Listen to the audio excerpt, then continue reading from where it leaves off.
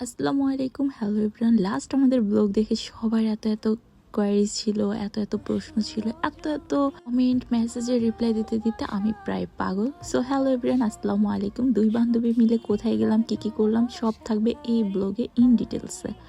So এটা ছিল আমাদের সেকেন্ড ডে। আর ঘুম থেকে উঠেই দেখি আমার বান্ধবী ব্রেকফাস্ট বানাচ্ছিল। আর এদিক থেকে ওয়েদারটা এত সুন্দর ছিল, একেবারে ফগি ওয়েদার ছিল। সকালবেলা ঘুম থেকে উঠে আমাদের চারজনের মাঝ থেকে একজন দেখি নেই, মানে সে তার অফিসে জয়েন করার জন্য চলে গেছিলো। আর আমরা ছিলাম তিনজন। আর এই তো এক কাপ চায় আমাদের সকালটা শুরু হলো। খুবই রিফ্রেশ লাগতেছিল ভাই, এত জঞ্জটের পর একটা সুন্দর সকাল। আমাদের এর মধ্যে নাস্তা চলে আসে, মানে আমার মিস্টার হাজব্যান্ড, মানে আমার হাজব্যান্ড, ও নাস্তা নিয়ে আসে।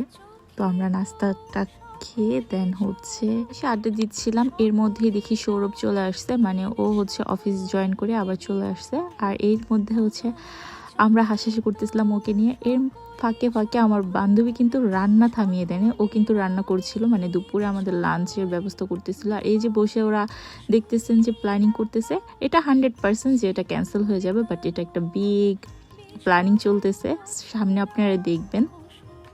আমরা সব বাদ দিয়ে বেল ভর্তা খেতে চলে আসলাম। এটা আমার খুব পছন্দের। আর কার কার বেল মাখা পছন্দ অবশ্যই কিন্তু কমেন্টে জানাবেন। এদিকে আমি বেল ভর্তা বানাচ্ছিলাম, আর এটা খেতেও একেবারে দারুণ হয়েছিল, সেই টেস্ট ছিল। তো বেলকনিতে বসে আমরা বেল ভর্তা খাচ্ছিলাম। এদিকে আবার একটু পরে মিতু এসে রান্না বান্নাও করতেছিল। আর এই যে আমাদের বেল খাওয়ার ভিডিওটাও আছে, কিন্তু এই যে অনেক বেশি টেস্টি ছিল। বেল খাওয়া শেষে কিন্তু আমি নন স্টপ খেয়ে যাচ্ছি। আমি চলে আসছি চিপস খাওয়ার জন্য, মানে বসে বসে বোরিং হচ্ছিলাম আর চিপস খাচ্ছিলাম, ওরা রান্না বান্না করতেছিল। এর মাঝে আমি শাওয়ার নিয়ে ফেললাম, মানে অনেক বেশি রিফ্রেশ লাগতেছিল শাওয়ারের পর। আর আমি একটু ঢংটংও করে নিয়েছিলাম। দেন আমাদের লাঞ্চ রেডি, আমরা সবাই চলে আসছি লাঞ্চ করার জন্য। আর এখানে ফ্রাইড রাইসটা এত বেশি আমি ছিল, মানে মিতুর হাতের রান্না সব কিছু অনেক টেস্টি হয়। আর ওর হাতের এই চিকেনের রেসিপিটা, এটা আমার কাছে অনেক বেশি মজা লাগে। আর এই তো আমরা খাওয়া দাওয়া করতেছিলাম আর গল্প করতেছিলাম। অনেক দিন পর এরকম একটা দিন। আর আমাকে জিজ্ঞেস করতেছিল যে মিতুর বিয়ে কি না, তোমার বেস্ট ফ্রেন্ডের বিয়ে কবে বিয়ে। আসলে ভাই আমি মানে জাস্ট কিলিং একটা ব্যাপার, ওর কোনো বিয়ে বা কিছুই না। আমরা ওদের বাড়িতে বেড়াতে গিয়েছিলাম, ওরা ঢাকায় শিফট হয়ে গেছে, তো ওদের বাড়িতে প্রথম আমরা গিয়েছিলাম। আমাদের থাকার কোনো প্ল্যানিং ছিল না, সাডেন প্ল্যান, হঠাৎ করে হুটহুট করে কিভাবে যেন প্ল্যান হয়ে গেল। আর সেই সাথে আমরা জাস্ট একদিন না 2 দিন একসাথে ছিলাম।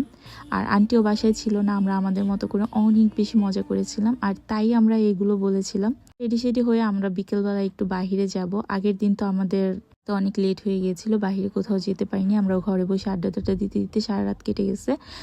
সো ফ্রেন্ডরা একসাথে হলে যা হয় আর কি। আর ফ্রেন্ডরা বলতে গিয়ে একটা ভুল হয়ে গেছে, ফ্রেন্ডদের মাঝে কিন্তু আমার জামাই আছে, যে এটা আমার জামাই। আগের কমেন্ট আমি পড়তে জাস্ট হাসতেছিলাম। আর ইনবক্সে সবাই বলতেছিল তোমরা কি সবাই ফ্রেন্ড? না, আমরা সবাই ফ্রেন্ড হলে একসাথে 4 জন একটা বাড়িতে থাকা ইম্পসিবল ছিল। আমার হাজব্যান্ড, মানে এটা আমার হাজব্যান্ড। আর আমার বেস্ট ফ্রেন্ড মিতু, ওর কথাই বলা হয়েছিল। আর এই তো আমরা 4 জন বেস্ট ফ্রেন্ড। আমাদের অনেক বেস্ট ফ্রেন্ড আছে, বাট আমরা 4 জনই স্টিল এখনও আছি। তো এই তো আমাদের 4 জনের ঘোরাঘুরির মাঝেও একটা ছোট্ট প্রবলেম আছে, মানে ওরা 3 জন সবসময় উইন্ডো সিট পায়, আমি পাই না। এটা নিয়ে আমি ওদের সাথে ঝগড়া করতেছিলাম। আর মিতুর নেক্সট প্ল্যানিং শুনতেছিলাম, মানে ফিউচার প্ল্যানিং, সত্যি বিয়ের প্ল্যানিং চলতেছিল। আর কথা বলতে চলে আসলাম বিচারপতি শাহাবুদ্দিন পার্কে। এখানে এসে আমার খুব ভালো লাগতেছিল, মানে আমার খুব ভালো লাগতেছিল বলতে যে এখানে মিতুর সাথে আসার দিনের ইচ্ছে ছিল অনেক দিন, বলতে মিতুরা ঢাকা যাওয়ার পর থেকে প্ল্যানিং ছিল যে যাব।